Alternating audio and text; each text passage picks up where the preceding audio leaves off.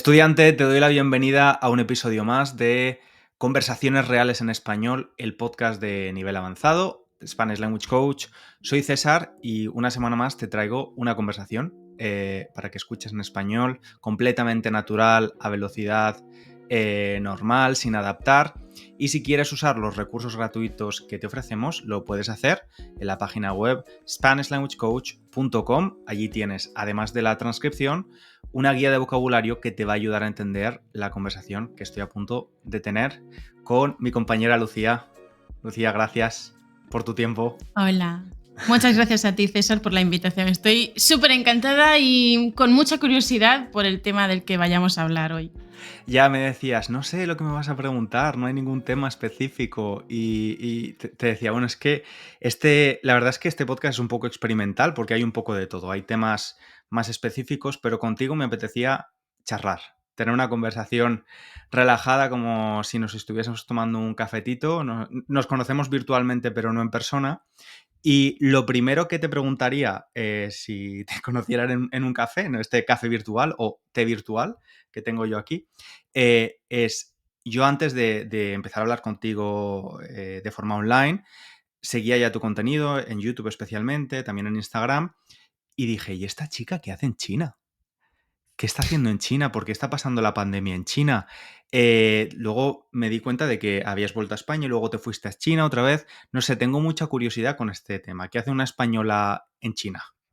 ¿Cómo acabaste allí? Bueno, la historia es un poco larga y empezó por responsabilidad mía indirecta. Quiero decir, mi marido y yo somos muy aficionados a viajar, a tener experiencias nuevas, diferentes, originales y en el extranjero, por tanto, ¿no? Entonces, el primer país al que nosotros nos fuimos juntos a vivir fue Inglaterra, que no es lo más original porque todo el mundo se va a Inglaterra, todos los españoles que han vivido fuera en algún momento se han ido a Inglaterra, ¿no? Pero yo lo elegí porque sabía que iba a encontrar un trabajo, que me iban a dar un trabajo allí como profe de español. Entonces le dije, venga, este año elijo Inglaterra. Esto fue en 2017. Este año elijo yo y el año que viene eliges tú. Pues a mí me daban trabajo en Inglaterra y a él le daban trabajo en China. Así que al año siguiente eligió él y nos fuimos a China. Y ese fue el principal motivo por el que nos fuimos. Que yo al principio no tenía demasiadas ganas de ir a China. Digo, ¿qué se me ha perdido a mí en China? No conozco el idioma, la cultura es radicalmente diferente y además no se vende muy buena publicidad de China en Occidente, ¿verdad? Los medios de comunicación no son muy pro China, pero empecé a ver vídeos, cuando estábamos todavía en Inglaterra, empecé a ver vídeos sobre China, a informarme sobre China y empecé a tener todavía más ganas que mi marido de ir a China.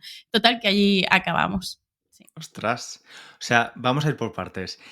Primero, ¿trabajaste como profesora de español en un cole o instituto en Reino Unido? Sí, Vale. en Inglaterra, en un instituto.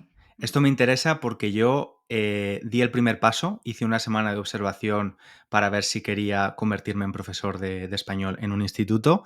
Me fui una semana a un instituto en Londres, en el este de Londres, y decidí que no era lo mío, que no me atrevía. Literalmente no me atrevía, lo veía como un desafío muy grande para mí. Entonces, quiero que, antes de entrar en tema China, quiero que me cuentes cómo fue tu experiencia, porque ser profesor en un instituto ya es un desafío. Hacerlo en un país que no es el tuyo, con un idioma que aunque lo domines no es el tuyo, es incluso un desafío mayor, imagino. Sí, pero yo tenía la suerte de que no era profesora titular. Yo estaba de apoyo, de conversación. Yo tenía mis grupos apartes, grupos más reducidos. No tenía que llevar toda esta carga lectiva que llevan los profesores en Reino Unido, que me parece una locura. Yo estaba con grupos reducidos, ¿no? Entonces iba trabajando toda la parte de conversación, de preparación a los exámenes, ayudándoles con vocabulario, con gramática y sí, principalmente conversación y preparación de este examen. Y aparte estaba dando clases privadas en la casa en la que vivíamos. Compartíamos con la dueña de la casa, pero teníamos nuestros espacios aparte y teníamos una sala exclusiva para nosotros y ahí es donde yo daba clase. Entonces, por una parte trabajaba en este instituto como profesora auxiliar y por otra parte estaba dando clases privadas. O sea que un poco estresada porque al mismo tiempo estaba haciendo un máster a distancia en la UNED de investigación en literatura, entonces iba bastante estresada, pero bien, Madre sobreviví. mía. Muy bien, muy bien. Vale, vale. Entonces, a ver, es que efectivamente, como tú has dicho, en este país y creo que en muchos países es similar, la carga que tienen los profesores, no solo de la enseñanza, el currículum y todo esto, sino también un montón de tareas administrativas, creo que de verdad no está bien pagado ser profesor de instituto en este país, para toda la carga y el trabajo que conlleva, y lo sé bien porque mi pareja, Oliver, es profesor en un instituto, ¿no? Vale, entonces, empezáis a ver la opción de ir a China, tú dices que no estabas muy convencida por un poco la publicidad o cómo los medios de comunicación hablan de China, ¿no? Los medios de comunicación occidentales. ¿Cuáles fueron las principales diferencias? Una vez llegas allí, ya os empezáis a adaptar y empezáis a decir, oye, pues esto no está tan mal, o no es como lo pintan, o sí es como lo pintan, o es peor. Háblame un poquito de esto. A ver, para un occidental que llega a China es muy importante un periodo largo de adaptación. Y también depende muchísimo de la ciudad a la que vayas. No es lo mismo si vas a Pekín, a Shanghai, a Chengdu, a ciudades más desarrolladas, que si vas a la China profunda, la China más rural. Y ese fue nuestro caso. La primera ciudad en la que estuvimos juntos en China fue Qinzhou, en la provincia, en la misma, muy cerca de Wuhan, donde empezó aquella historia, pues a 3 horas en coche de Wuhan, que eso para China es distancia corta, ¿eh? Ujú. Entonces era la China más rural, profunda, más tipo pueblo, aunque tenía millones de habitantes esta ciudad, no sé si 5 millones o una barbaridad así, era pueblo. Muy poco desarrollada, no habían visto un extranjero en su vida, te puedes imaginar, ¿no? Los que nos estén escuchando quizás se pueden imaginar cómo puede ser la China más rural, con, yo qué sé, por ejemplo, matando serpientes en la calle, o gente vendiendo serpientes en la calle, matándolas ahí en vivo y en directo con una tabla y un clavo. Vas al mercado y te encuentras ranas y sapos dentro de sacos y el pescado ahí en el suelo matándolo en vivo y en directo. Os podéis imaginar a lo que me refiero. Entonces, la adaptación para la China rural no es la misma que Pekín. Vas a Pekín y estás de lujo, estás de maravilla. Y no es tan difícil adaptarse. Pero esa primera ciudad a la que yo fui, en la que yo estuvimos viviendo casi un año allí, fue complicado, muy complicado al principio. Primero por la comunicación, era muy difícil comunicarse, hacerse entender porque, como decía, no habían visto un extranjero en su vida, porque no estábamos cerca tampoco de ninguna zona universitaria, porque a las universidades sí que van extranjeros, que son sobre todo de África, entonces en las zonas de universidades están más acostumbrados a ver algunos extranjeros, pero de África. Y en China, por algún motivo, tienen muchísima afición y muchísima admiración por la gente blanca, cosa que me parece extremadamente racista, pero a mí me veían súper blanca y además en aquellos tiempos tenía el pelo súper largo, pelirrojo. Pues iba por la calle, me iban haciendo fotos, me iban haciendo vídeos como si fuera, qué sé yo, una actriz, alguien famoso, en absoluto, pero no estaban acostumbrados a ver a nadie tan blanco, con los ojos tan grandes, tan redondos, y esto suena muy extraño, pero te juro por mi vida que es la verdad, ¿eh?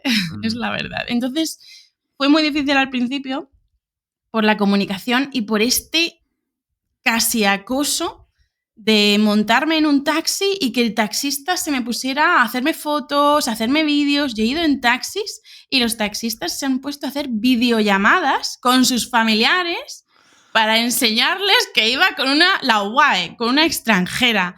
En fin, entonces te puedes imaginar, yo nunca jamás en mi vida, jamás había dicho viva España, pero en los primeros meses en esta ciudad dije ¡viva España! Porque la echaba mucho de menos. Pero una vez superé esa fase de adaptación, ya me enamoré. de China. Ya me encantaba la comida, una maravilla, me encantaba esta vida callejera, pasar mucho tiempo en la calle como hacemos en España, entrar en los subterráneos, que ahí tienen una vida subterránea muy desarrollada, con un montón de tiendas y de puestos. Me encantó viajar por todo el país y bueno, volví varias veces después y estuvimos viviendo más años. Así que te puedes imaginar que aunque me costara mucho al comienzo, me gustó muchísimo China. Mm. Hombre, es que te traten como un alien casi, ¿no? Que acaba de llegar a la Tierra y te hagan fotos y Sí, te graben, es muy sí, heavy. sí. Pero ahora me está picando la curiosidad, porque fíjate, no es una cosa que tengamos a largo plazo pensado ni nada, pero mi chico sí que vivió en China un año, se fue a aprender chino un año, Ah, qué guay. y siempre me dice, pues a lo mejor alguna vez podíamos irnos un tiempo a vivir a China. Y yo un poco como tú, no digo, pero a mí que se me ha perdido en China, no, la verdad no me llama muchísimo la atención. Sí que me gustaría visitarlo, ¿no? Como turista, pero me da un poco de miedo irme a vivir allí, ¿no? Y que no me guste o que tenga choques culturales demasiado fuertes. Así que después de hablar contigo un poco me siento como, bueno, pues igual, ¿por qué no, no? Puede ser una opción. Hablando de China y de gobiernos y de la idea que tenías tú por lo que habías leído y escuchado de los medios de comunicación occidentales antes de ir a China, ¿no?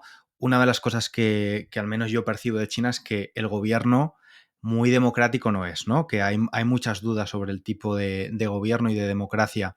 Tú que eres una persona que además te he visto en redes sociales que no te callas y has verbalizado a veces problemas de España especialmente, ¿cómo viviste vivir en un país como China y si de verdad percibías que había limitaciones en determinadas libertades y todo esto?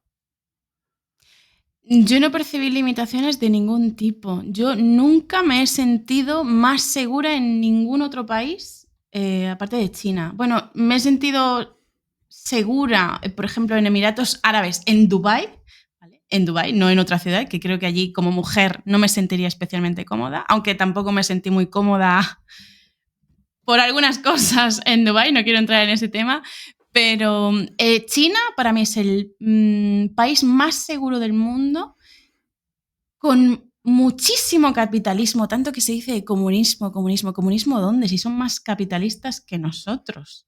El comercio ahí está súper desarrollado, las ventas, o sea, allí son muy emprendedores, algo que me parece muy envidiable, ojalá lo fuéramos más en España. Y esto de restringir libertades, y es que la gente hace lo que le sale de las narices en China. Muy probablemente lo que haya de restricción de libertades es algo que no se ve, que no veo yo como extranjera, Ujú. por ejemplo, de algunos grupos sociales, seguro, problemas con los uigures, que tanto se dice, y eso no lo sé, no puedo afirmar si es cierto que hay campos de concentración de uigures, probablemente sí, no podría afirmar ni lo podría negar, pero hay un montón de musulmanes, de restaurantes musulmanes. Por ejemplo, en Pekín hay muchísimos restaurantes musulmanes que tienen sus mezquitas allí, tienen sus templos, también hay alguna iglesia católica, o sea, tanto que se dice de la restricción de las religiones en China, la gente hace lo que le da la gana, va a la mezquita, reza, hacen sus llamadas desde la mezquita, tienen sus restaurantes donde se relacionan los musulmanes entre ellos, los católicos entre ellos, los budistas entre ellos, en sus templos, los taoístas. Se critica mucho esta parte de la religión, de libertad, de que tienen la libertad restringida para expresarse, para rezar. No, lo que pasa es que no se le da tanta fuerza a las religiones como en otro país. Ya me gustaría a mí que en España no se diera tanta fuerza a la Iglesia Católica ni se le permitieran tantos derechos de exención de impuestos, etcétera, ¿no? Eso a mí no me Ujú. gusta. Tienen que pagar, deberían pagar como todos. Y no veo a los chinos sufriendo. De hecho, el gobierno chino ha hecho barbaridades. Un ejemplo es lo que pasó en la plaza de Tiananmen. Ha hecho auténticas barbaridades, pero también ha sacado a no sé cuántos cientos de millones de la pobreza. ha avanzado, bueno, las ciudades de China, los pueblos de China han avanzado una bestialidad, mientras que hace pocos años estaban muriendo de hambre. Ahora los ves y viven mejor que nosotros. Es impresionante. Ves un vídeo de cualquier ciudad de China de hace 5 años y hoy es completamente, radicalmente diferente. Por ejemplo, uno de los sitios últimos a los que viajamos antes de volver a España el año pasado, no me acuerdo del nombre, pero era una ciudad de la que habíamos visto un vídeo de 2014 o algo así, que habían pasado 9 años, y era casi un descampado, no tenía ni las calles asfaltadas, ¿vale? Era un descampado con algunas casas viejas. Fuimos 9 años después y era una ciudad espectacular, completamente desarrollada, con sus bajos, los bajos de los edificios llenos de comercio, con muchísima vida, con las calles asfaltadas o adoquinadas. Radicalmente diferente. El gobierno chino tiene muchísimas cosas malas, pero como digo, ha sacado a cientos de millones bueno, no sé si cientos de millones, pero millones de personas de la pobreza más absoluta. Creo que lo ha hecho muy bien y aunque no tiene un sistema de salud muy bueno que cubra todas las necesidades de la población, sino que tienen que pagar algunas cosas, aunque sea poco, esas cosas sí que son malas, pero se preocupa, es como, lo veo como un padre cuidando de sus hijos, que hay que poner ciertas limitaciones y de hecho tienen las limitaciones y les da alas para que crezcan y monten sus negocios, etcétera, pero sí que los protege en el sentido de la educación es pública, gratuita para todos, invierte muchísimo en el mundo rural para que los campesinos puedan tener casas y no vivan en la máxima pobreza. O sea, que de verdad cuida a sus ciudadanos y creo que se debería criticar menos a China de lo que se la critica. Y probablemente no es una democracia, por supuesto que no. Es una dictadura, por supuesto que es una dictadura, pero probablemente otros países a los que se llama democráticos y alardean de ser los países de la libertad tienen bastante menos libertad que China en muchos aspectos. Sí, se utilizan otros métodos, ¿no? Para restringirla. Y bueno, Exacto. si al final nos mudamos a China o pasamos un tiempo en China, te llamaré, Lucía, para que me hagas un briefing, para que me des recomendaciones, porque veo que estás súper puesta en este tema y bueno, habéis estado viviendo allí años. Y ahora cambiando de tema, cuando me has dicho lo de que vosotros erais de vivir en otros países, ¿no? Pasar temporadas largas, trabajar. Ahora estoy en un momento donde, por casualidad, varios amigos y amigas tienen algunos problemillas con su pareja, ¿no? Entonces estoy teniendo muchas conversaciones con ellos sobre pues, las relaciones de pareja y al final siempre la conclusión es la misma, ¿no? Que independientemente de los gustos y de los trabajos que haga tu pareja comparado con el tuyo, de todo esto, al final los valores son parte fundamental para que una relación funcione, ¿no? Compartir unos valores fundamentales en la relación, ¿no? Y para mí uno de ellos es esta necesidad de conocer cosas nuevas, tener experiencias nuevas. Hay personas que no quieren salir de su pueblo, de su ciudad de nacimiento y no tiene nada de malo porque eso también tiene cosas muy buenas, ¿no? Echar raíces y poder desarrollarte en el lugar donde vives, pasar más tiempo con tu familia. Pero quiero que hablemos un poquito de esto porque es un tema que estoy hablando últimamente mucho, ¿no? Para ti, ¿qué valores fundamentales tiene que compartir tu pareja contigo? Uf, qué pregunta más profunda, César, ¿qué te digo? Valores. Primero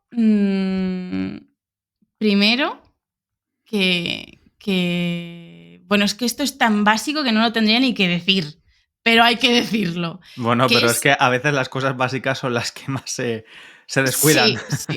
Sí. Sí, yo antes de tener pareja, que pues, ya llevamos muchos años juntos, ya no sé ni cuántos años llevamos juntos. Antes de empezar con él, yo tenía clarísimo que tenía que ser una persona que no me hiciera esclava. Bueno, primero porque yo no me iba a dejar hacer esclava. Entonces tenía que ser alguien que fuera feminista, y cuando digo feminista es la definición de feminista, es igualitario, ¿no? Ujú. Que no quisiera a una chica a su lado para que fuera básicamente su chacha, la que le hiciera la comida, la que se encargara de los hijos, por supuesto que no, ni que tuviera más carga en casa, más tareas domésticas que él. Eso era para mí lo básico, que me respetara, y que hiciera el 50% de la casa y de todo lo relacionado con lo doméstico, incluido la familia.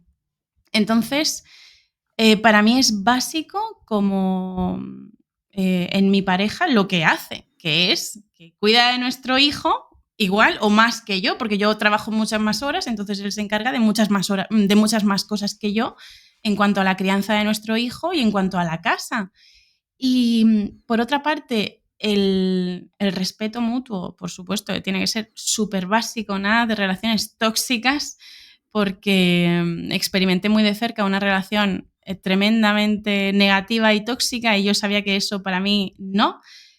Y las ganas de conocer cosas nuevas, alguien que tuviera cultura, que tuviera ganas de aprender, que tuviera ganas de moverse, de conocer cosas nuevas, lugares nuevos. Para mí eso era súper básico. Respeto, cultura, 50 y 50% en la crianza en la casa y ganas de conocer una persona con iniciativa. Eso era lo que yo quería Ujú. en una pareja y es lo que tengo, por suerte. Bueno, por suerte construida, que yo siempre hablo de la suerte construida. Sí. ¿Y cómo? Porque fíjate, yo me considero un hombre feminista, ¿no? Pero es verdad que creo que de la misma forma que, a pesar de ser homosexual, he sido homófobo, he tenido homofobia interiorizada y probablemente todavía me queda un poquito, ¿no? Creo que todos moriremos, desafortunadamente, un poquito homófobos, un poquito machistas, un poquito racistas, ¿no? Que la deconstrucción completa no va a llegar al menos a la gente de nuestra generación, aunque sí que se hacen esfuerzos e intentamos hacer esfuerzos, pero ¿qué es para ti realmente un hombre feminista? Porque esto es algo que me gusta preguntarlo a las mujeres.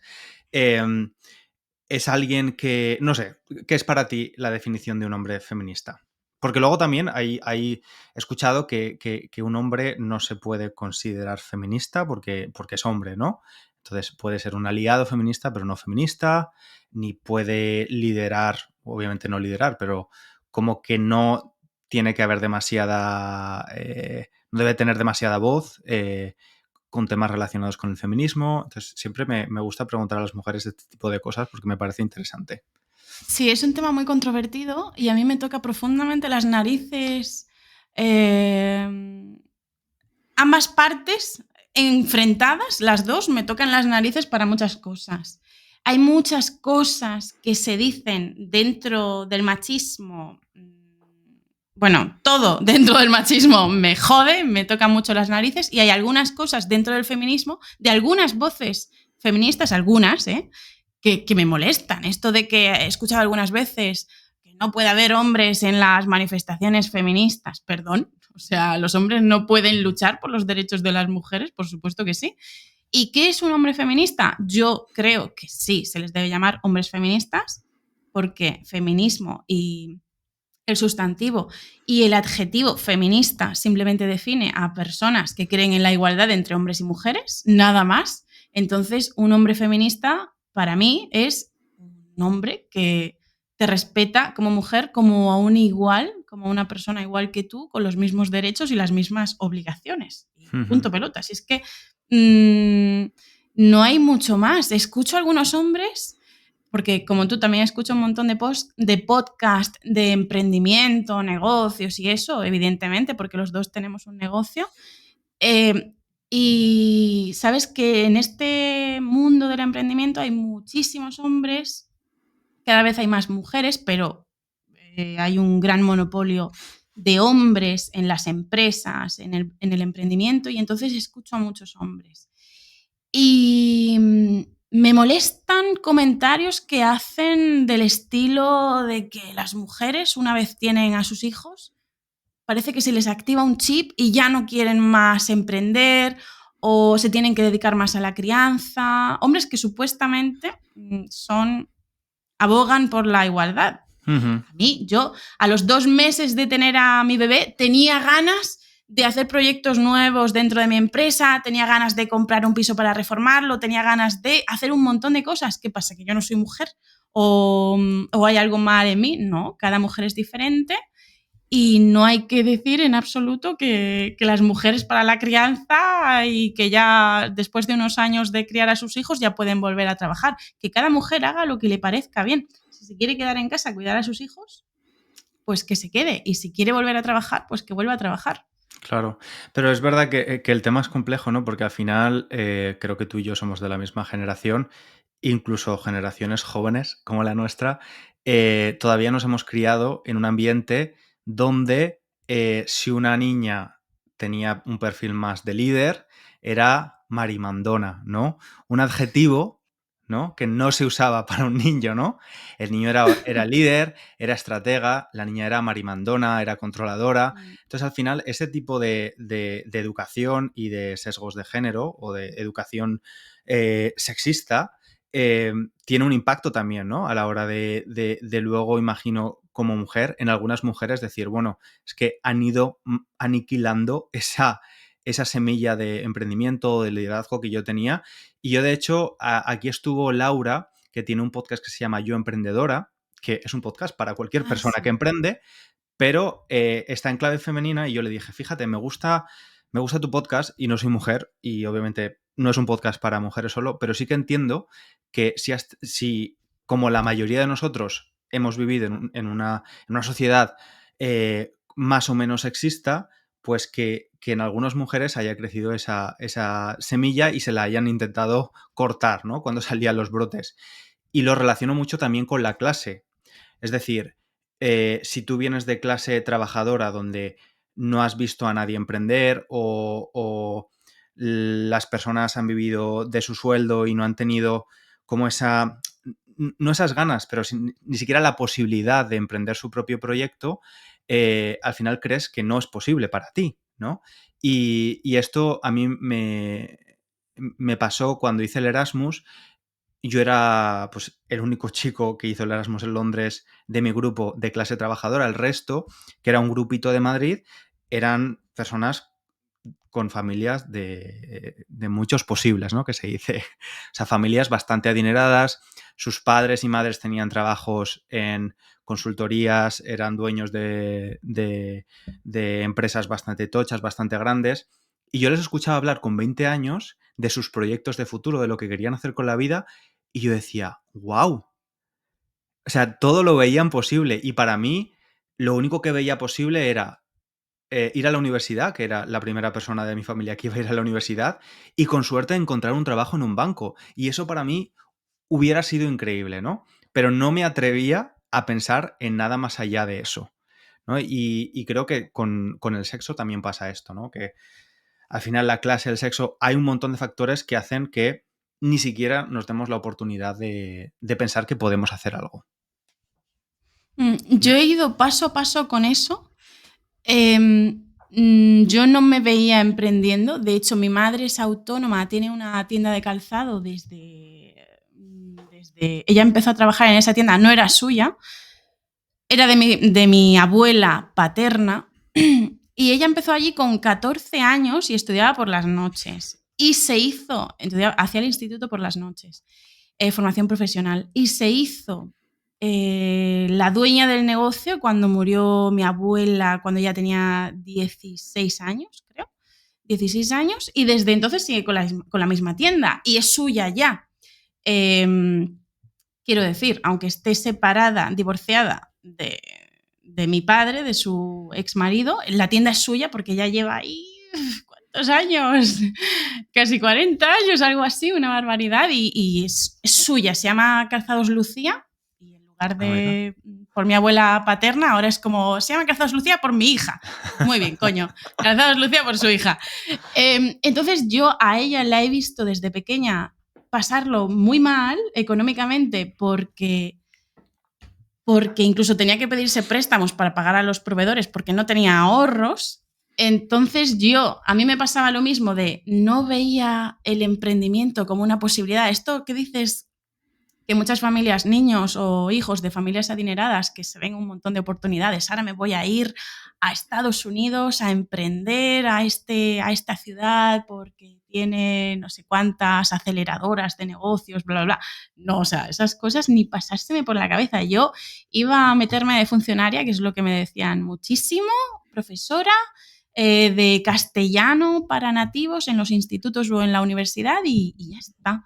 Porque teniendo el modelo de mi madre, viéndola sufrir todos los meses para pagar a los proveedores con el préstamo, bla, bla, bla, pues ni se me pasaba por la cabeza.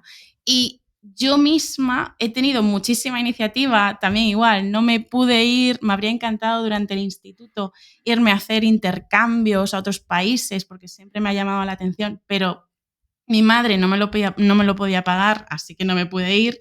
Y durante la universidad, lo mismo, trabajaba los fines de semana para pagarme la universidad. Entonces siempre he ido como paso a paso y ese sentimiento, esas ganas de emprender y además como mujer que no se espera tanto que se monte un negocio o por lo menos un buen negocio, yo creo que me ha ido viniendo poco a poco y sobre todo ahora que con el internet y con las redes sociales y en el mundo de los idiomas es mucho más, lo veía mucho más factible, lo veía mucho más factible para mí. Y Fíjate, vamos que... bueno, y de hecho, para muestra un botón. Con tu negocio, y fíjate que en nuestra industria, yo me atrevería a decir que el 80-90% de las personas que enseñan español son mujeres. Y sin embargo, Sí, cuando vemos a las personas que crean formaciones o mentorizan a profesores, a profesoras de L, porque la mayoría son mujeres, casi siempre son hombres, ¿no? Cuando se habla de estrategia, de liderazgo, de emprendimiento, son hombres los que están enseñando a mujeres en una industria que está formada principalmente por mujeres, ¿no? Y esto es muy interesante, porque esto pasa así, ¿no? Aunque hay mujeres que lo hacen y lo hacen muy bien, entre ellas que han estado también en el podcast Silvia Cabello y Lola Gamboa, ¿no? Es interesante ver cómo esto, y te digo, antes te decía, creo que moriré un poco homófobo y un poco machista, y a veces es importante, si de verdad te quieres deconstruir, este verbo que parece muy woke, pero para mí sí que es muy importante, yo me noto como hombre que muchas veces, a pesar de que me considere feminista y obviamente estoy súper a favor no solo de la igualdad real en la ley, sino de la igualdad en las situaciones diarias, eh, y muchas veces me pregunto, por ejemplo, con mi hermana, tengo una hermana pequeña, me he tenido que preguntar durante su adolescencia muchas veces, ¿actuaría igual si fuera un chico en lugar de una chica? ¿Le estaría diciendo lo mismo? O a lo mejor me he visto en un ambiente rodeado de mujeres donde de repente eh, tomo el liderazgo de forma inconsciente y pienso, ¿actuaría igual si fuesen hombres en lugar de mujeres, ¿no? O sea, hay momentos donde si te haces esas preguntas, ¿no? Dices, ostras, pues a lo mejor aquí hay un poquito de machismo, ¿no?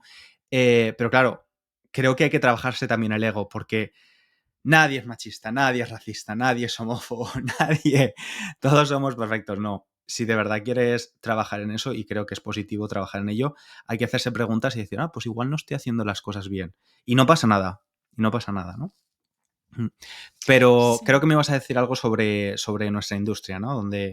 Donde a pesar de ser mujeres las que lo No, forman. yo cada vez veo más mujeres, hay muchísimas mentoras, creo que hay muchas mentoras.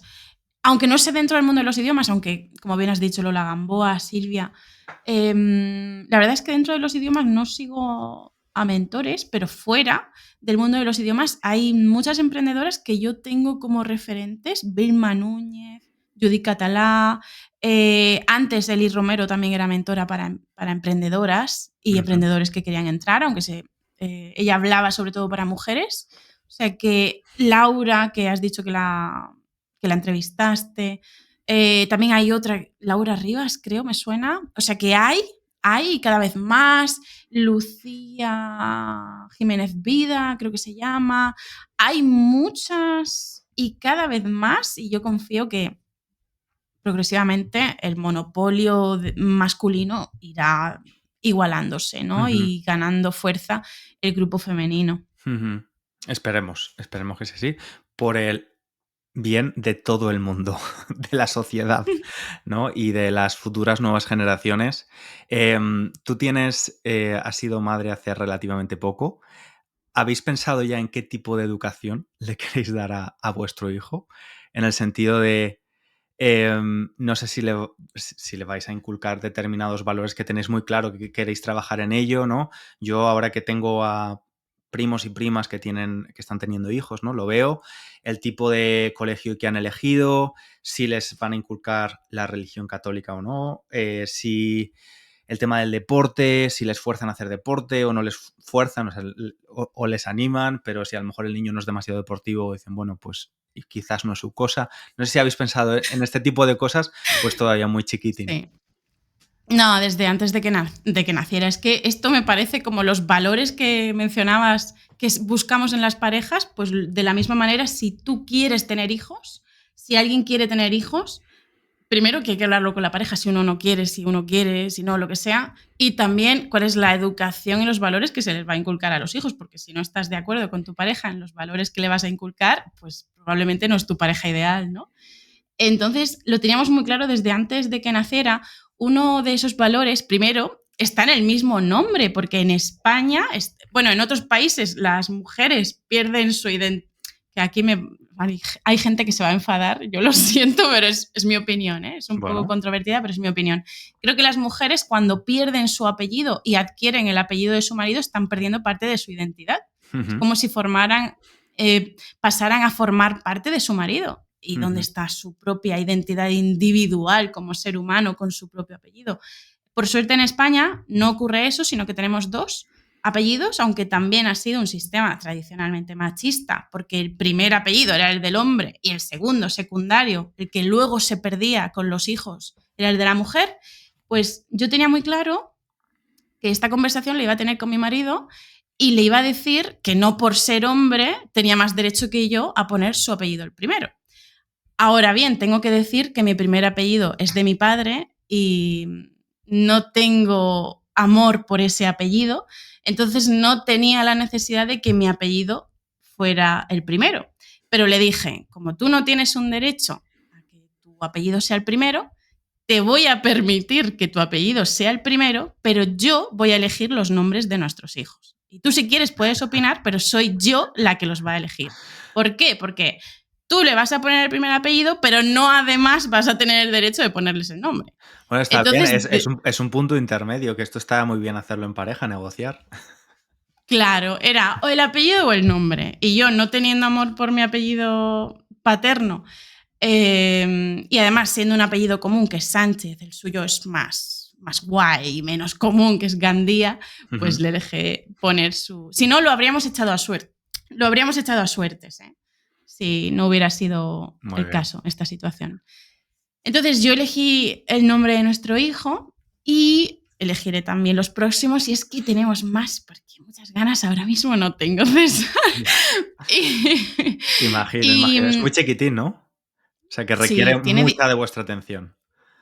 tiene 10 meses en estos Ostras, momentos. ostras. Bueno, Es muy... qué Y monada. más valores. Bueno, por supuesto, el ambiente en el que se va a criar es completamente igualitario, feminista, entonces deseamos y nuestra intención es que él no vea diferencia entre hombres y mujeres, vea a su padre cambiarle los pañales todos los días, de hecho es él quien se los cambia siempre, quitando algunas excepciones, es su padre quien hace la comida, quien pone las lavadoras, etc. O sea, no va a haber diferencia de roles entre nosotros. Por eso sabemos que va a ser feminista, que va a creer en la igualdad entre hombres y mujeres, le va a sonar extraño ver cosas raras fuera de casa, seguro que le parecerá extraño escuchar cosas que para nosotros han sido normales. Valores también, religión no, nada de religión, no creemos en el adoctrinamiento, aunque esto también sea una forma de adoctrinamiento, pero no lo vamos a meter en ninguna institución religiosa sin su permiso. Luego ya él, cuando tenga la suficiente madurez, que haga lo que quiera. Y, por supuesto, el deporte para nosotros es algo básico porque si no hay movimiento, no hay vida. Si tú no te ejercitas, no te mueves, no haces deporte, vas a tener una salud terrible, vas a morirte antes, multiplicas tus probabilidades de tener cáncer, enfermedades cardiovasculares. Entonces, desde muy pequeño va a ver el deporte como algo que forma parte de la vida, porque si no te mueves, no eres una persona, eres una roca y te vas a morir joven. Por eso no va a ser no deportista, sino que va a concebir el deporte como lo natural y también la conexión con la naturaleza. Esperamos también hacer todas esas cosas bien, aunque eso es lo que se desea y luego ya veremos cómo sale, ¿no? Mi madre siempre dice, lo más difícil del mundo es educar. Educar es lo más complicado del mundo. Y es verdad que al final pues se hace lo que se puede dentro de tus posibilidades, pero a mí me encanta ver estas nuevas generaciones de padres tan involucrados. O sea, padres, cuando digo padres y madres tan involucrados en la crianza de sus hijos, y no porque nuestros padres y madres fuesen horribles, sino porque a lo mejor era otra época, se le daba importancia a otras cosas o no tenían la información ni las posibilidades en muchos casos, ¿no? Y Lucía, vamos a dejarlo aquí porque llevamos ya un rato largo hablando. Voy a estar también en tu canal de YouTube en unas semanas, pero dinos hasta entonces dónde te pueden encontrar las personas que nos escuchan. Me pueden encontrar buscando RQL, que es como la expresión R que R, pero con el juego de palabras L de español lengua extranjera, RQL, en mi página web, en YouTube, en el podcast, porque también tengo un podcast que se llama RQL para hablar español, y sobre todo, como decía, en mi página web, rql.com, donde se pueden suscribir a mis correos para aprender español en contexto. Estupendo, pues dejamos las notas en la descripción del episodio. Lucía, muchas gracias por esta charla. Me ha acabado el té, así que perfecto, me ha venido perfecto. Y espero desvirtualizarte en algún momento y que podamos tomar un café de verdad. Aparte, como ahora sé que no vivimos tan lejos, bueno, yo no vivo en Valencia, pero como voy mucho a Valencia, no vivimos tan lejos el uno del otro, quizás pase. Y a ti, estudiante, muchas gracias por estar ahí una semana más. Te espero en el próximo episodio. Si te ha gustado el episodio y te gusta el podcast, oye, corre la voz, compártelo con otras personas o deja una valoración, unas estrellitas en Spotify o un comentario en Apple Podcast, porque eso ayuda un montón con la continuidad del podcast. Muchísimas gracias por estar ahí una semana más y te espero en el siguiente. Un abrazo muy grande y un abrazo, Lucía. Muchas gracias, Chao. César. Adiós. Chao, chao.